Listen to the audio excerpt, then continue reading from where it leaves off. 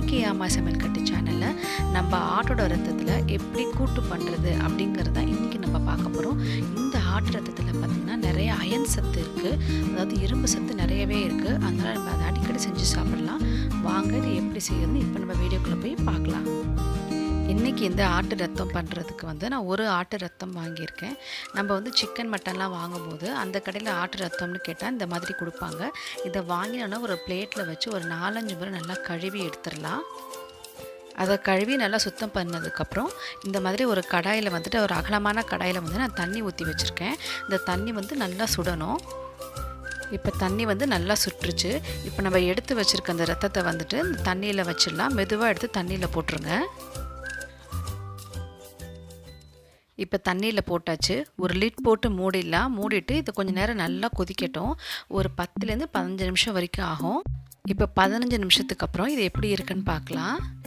இப்போ பாருங்கள், கலரே மாதிரி நல்லா வந்துடுச்சு, நல்லா வெந்துடுச்சு. இப்போ கரண்டியை வச்சு இப்படி லைட்டாக அழுத்தி பார்க்கணும். அது அமுங்காமல் மேலே நல்லா அழுத்தமாக இருக்குது. இப்போ இது வெந்துடுச்சுன்னு அர்த்தம். இப்போ இதை நம்ம தனியாக எடுத்து ஒரு பாத்திரத்தில் வச்சு இதை ஆற வச்சிடலாம். ஆற வச்சதுக்கப்புறம் அதை நம்ம கட் பண்ணலாம். ரத்தம் என்றைக்குமே வாங்கிட்டு வந்த உடனேயே நம்ம வேக வச்சிடணும். அப்படி இல்லைன்னா ரத்தம் ஒரு மாதிரி நீர் விட்ட மாதிரி போயிடும். இப்போ பாருங்கள், அதை நம்ம கட் பண்ண ஆரம்பிச்சிடலாம். இந்த ரத்த கூட்டுக்கு பார்த்திங்கன்னா நம்ம கட் பண்ணும்போது சின்ன சின்னதாக நல்லா ஸ்கொயர் ஷேப்பில் கட் பண்ணிக்கணும். அவ்வளோதான். இந்த மாதிரி ஒரு ஸ்கொயர் ஷேப்பில் கட் பண்ணிக்கோங்க. அவ்வளோதான், கட் பண்ணியாச்சு. இந்த மாதிரி கட் பண்ணி எடுத்துக்கோங்க. இதுக்கு பார்த்தீங்கன்னா ஒரு உருளைக்கிழங்கு வேக வச்சு நான் கட் பண்ணி எடுத்து வச்சுருக்கேன். அப்புறம் கடலைப்பருப்பு ஒரு 2 டேபிள் ஸ்பூன் அளவுக்கு கடலைப்பருப்பு எடுத்து நம்ம இந்த மாதிரி வேக வச்சுக்கணும். கடலைப்பருப்பு ரொம்ப குழைய வெந்துடக்கூடாது. இப்போது ஒரு கடாய் எடுத்து வச்சுக்கலாம். கடாய் ஹீட் ஆனோடனே 2 டேபிள் ஸ்பூன் அளவுக்கு நம்ம எண்ணெய் ஊற்றிக்கலாம்.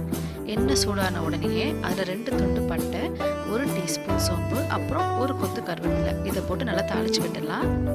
இதுக்கு நான் ஒரு பெரிய வெங்காயம் எடுத்திருக்கேன். நல்லா பொடிசாக கட் பண்ண ஒரு பெரிய வெங்காயம் போட்டு நல்லா வதக்கிடலாம். இப்போ வெங்காயம் நல்லா கலர் சேஞ்ச் ஆகி வதங்கிடுச்சு. இப்போ ஒரு அரை தக்காளி மட்டும் அதில் சேர்த்துக்கலாம். ரொம்ப சேர்த்துக்கூடாது, ஒரு அரை தக்காளி மட்டும் சேர்த்துக்கலாம். தக்காளி இப்போ நல்லா வதங்கட்டும். தக்காளி நல்லா வதங்கின உடனேயே 1 டேபிள் ஸ்பூன் அளவுக்கு இஞ்சி பூண்டு பேஸ்ட் நம்ம சேர்த்துக்கலாம். இப்போ இஞ்சி பூண்டோட பச்சை வாசனை போகிற அளவுக்கு நம்ம நல்லா வதக்கி எடுத்துக்கணும். இஞ்சி பூண்டோட பச்சை வாசனை போயிடுச்சு. இப்போ நான் குழம்பு மிளகாய்த்தூள் ஒரு 1.5 டேபிள் ஸ்பூன் அளவுக்கு நான் சேர்த்துக்கிறேன். மஞ்சள் பொடி ஒரு அரை டீஸ்பூன், உப்பு இந்த ரெசிபிக்கு தேவையான அளவு உப்பு நம்ம சேர்த்துக்கலாம்.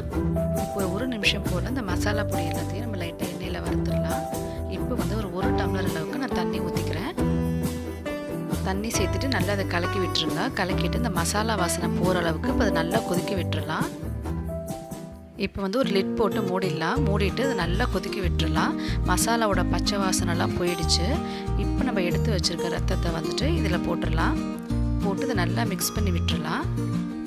இப்போ இதுக்கு தண்ணி கொஞ்சம் பத்தாது, அதனால் ஒரு அரை டம்ளர் அளவுக்கு தண்ணி நான் ஊற்றிக்கிட்டேன். இப்போ இதை நல்லா கிளறி விட்டுட்டு ஒரு 2 நிமிஷம் போல் இதை நல்லா கொதிக்க விட்டுடலாம். இப்போ பாருங்கள், இது நல்லா கொதிச்சு வந்துடுச்சு. இப்போ நம்ம வேக வச்சு எடுத்து வச்சுருக்க கடலைப்பருப்பு உருளைக்கிழங்கு இருக்குல்ல, அதை இந்த ஸ்டேஜில் நம்ம சேர்த்துடலாம். சேர்த்ததுக்கப்புறம் இதை நல்லா கிளறி விட்டுருங்க. இது நல்லா கிளறினதுக்கப்புறம் நம்ம அரைச்சி வச்சுருந்த தேங்காய் பேஸ்ட் இருக்குல்ல, அதை 2 டேபிள் ஸ்பூன் அளவுக்கு சேர்த்துக்கலாம். சேர்த்து நல்லா கிளறி விட்டுருங்க. கிளறி விட்டுட்டு உப்பு காரம் செக் பண்ணிக்கோங்க. இந்த ஸ்டேஜில் உப்பு காரம் வேணும்னா நீங்கள் ஆட் பண்ணிக்கலாம். அவ்வளோதான். இப்போ இது நல்லா கொதித்து திக்காகணும். இப்போ பாருங்கள், கொஞ்சம் நல்லா திக்காயிடுச்சு. இதுதான் கரெக்டான ஒரு கன்சிஸ்டன்சி. இந்த ஸ்டேஜில் நம்ம ஸ்டவ் ஆஃப் பண்ணிக்கலாம். நம்ம கொஞ்சோண்டு கொத்தமல்லி தழை இருந்துச்சுன்னா அதை கட் பண்ணி நம்ம சேர்த்துக்கலாம். இது செய்கிறது ரொம்பவே ஈஸி. கண்டிப்பாக இந்த ரெசிபி எல்லோரும் ட்ரை பண்ணி பாருங்கள். இந்த ரெசிபி உங்களுக்கு பிடிச்சிருந்துச்சுன்னா அம்மா சமையல் கட்டு சேனலில் லைக் பண்ணுங்கள், ஷேர் பண்ணுங்கள், சப்ஸ்கிரைப் பண்ணுங்கள். தேங்க்யூ.